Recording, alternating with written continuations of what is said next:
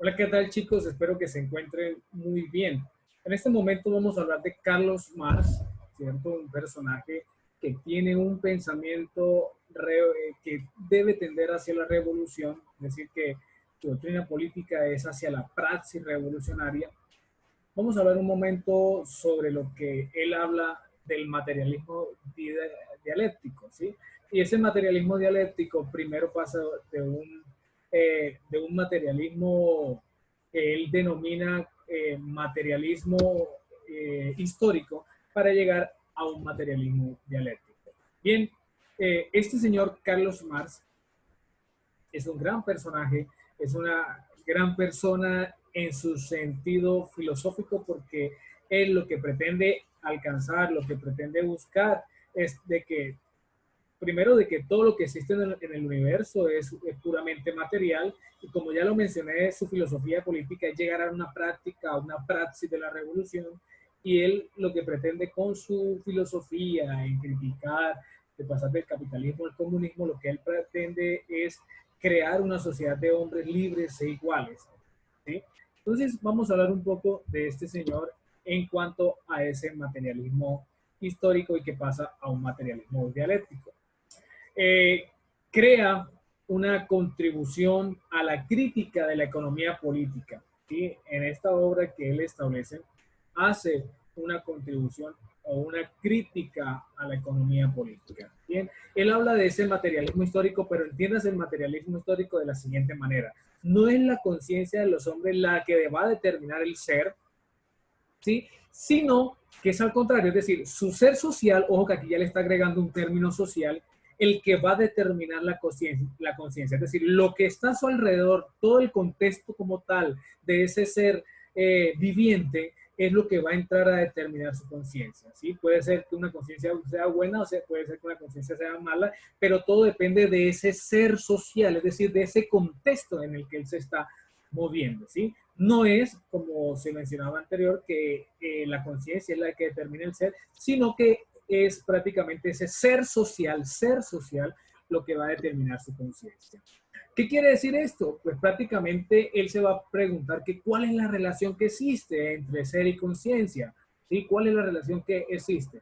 A lo cual él va a decir que la relación que existe es una relación de una estructura económica, ¿sí? Todo lo que maneja todo lo que tiene que ver con la economía y una supraestructura ideológica, es decir, economía e ideas, ¿sí? Estructura económica, ¿cuál debe ser la estructura económica de un Estado? ¿Cierto? Recordemos que este señor pretende, ¿cierto?, buscar una sociedad de hombres iguales y de hombres libres y una superestructura de la ideología. Los seres humanos siempre entran en unas relaciones y al entrar en unas relaciones vamos a encontrar unas relaciones que son determinadas, unas relaciones que son necesarias y unas relaciones que son independientes.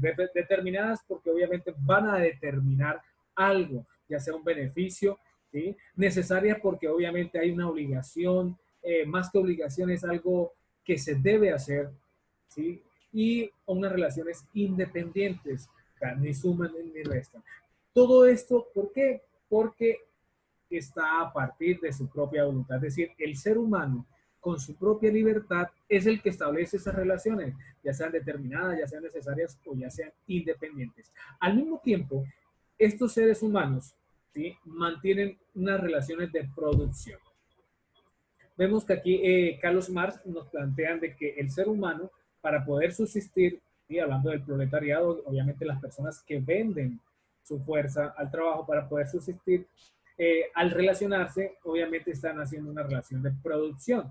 ¿Qué quiere decir eso? Que se corresponden con un determinado grado de desarrollo de sus fuerzas productivas materiales. Sí, obviamente aquí me hace relación o me referencia a Hegel con la dialéctica del amo y el esclavo, quién es el amo, quién es el esclavo, quién es el que trabaja la materia, quién es el que crea cultura, ¿sí?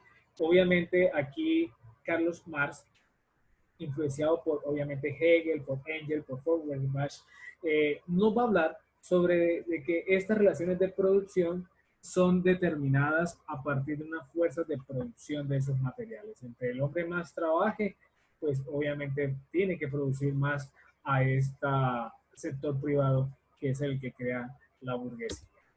Pero estas relaciones ¿sí? Están a partir de tres ideas. Unas relaciones que constituyen una estructura económica, como hablamos ahorita en la relación entre el ser social y la conciencia, la estructura económica, la base real, es decir, tal cual como se presenta hoy en día, sobre la que se eleva la superestructura jurídica y política, es decir, las ideologías, y corresponden a determinada forma de la conciencia social. Fíjese que aquí aparece un término conciencia, pero se le añade social, ¿sí? Ya no es una conciencia individual, sino es una conciencia a nivel colectivo. Podemos seguir hablando de que este señor, Carlos Marx, en el modo de producción de la vida material, se ve condicionado por un proceso o condiciona un proceso.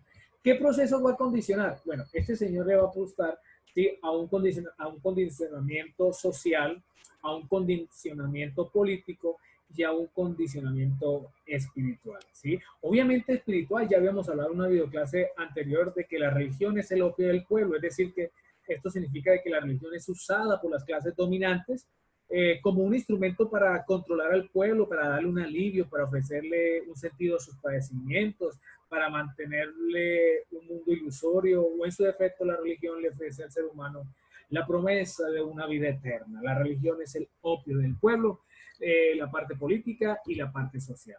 Este señor nos dice que mediante el cambio de la base económica, es decir, cuando se genera este cambio de esta base, de esa estructura económica que él habla, ¿sí?, se conmociona con más o menos rapidez toda la gigantesca supraestructura. Es decir, a medida que se aumenta la base económica, ¿sí?, va a aumentar con más o menos rapidez, ¿sí?, lo que es la parte de la ideología.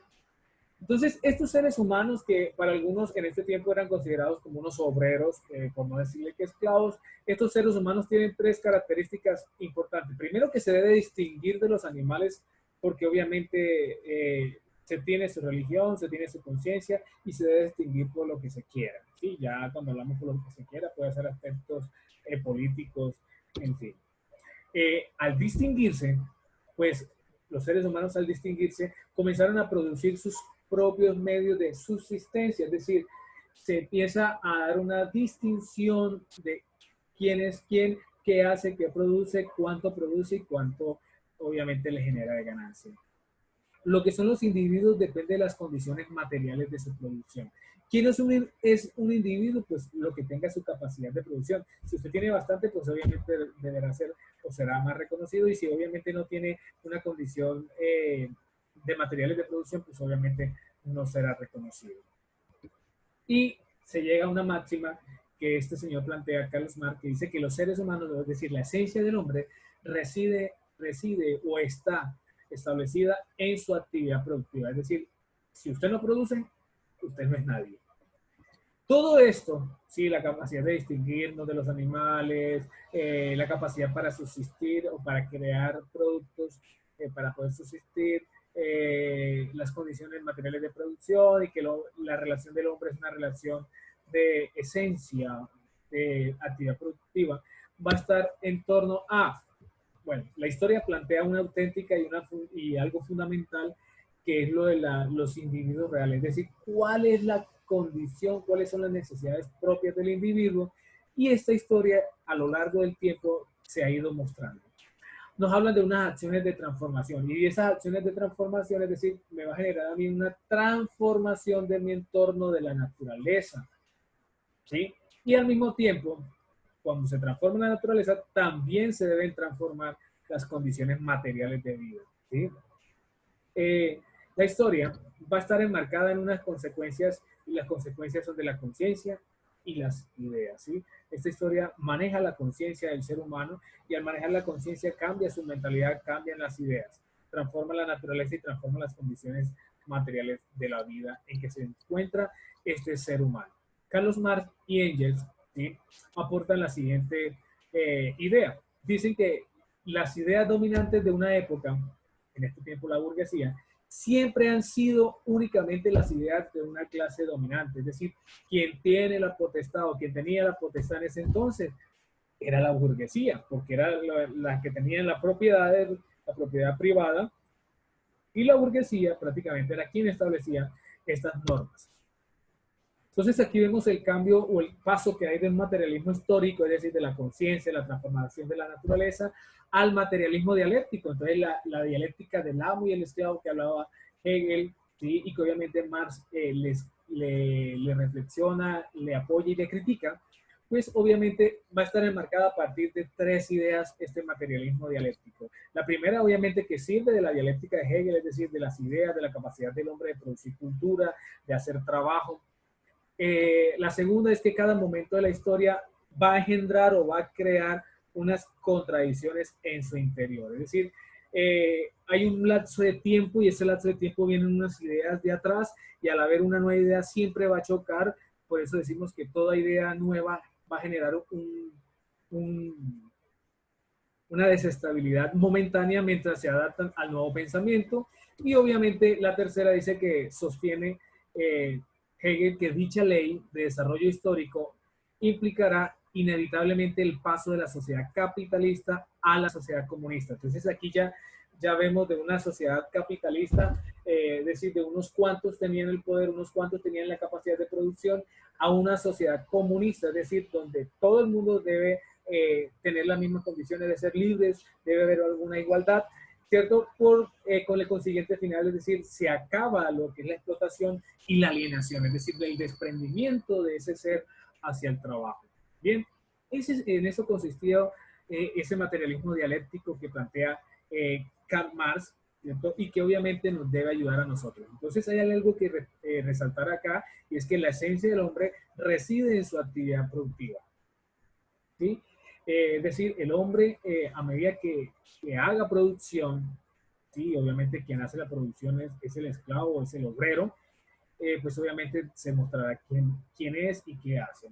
Y la segunda, pues obviamente que las ideas dominantes de esta época siempre han sido las únicas ideas que se tienen en cuenta y que se van a afianzar o que se van a fundamentar. Bien, esto es lo que en su guía aparece como subtítulo del materialismo dialéctico.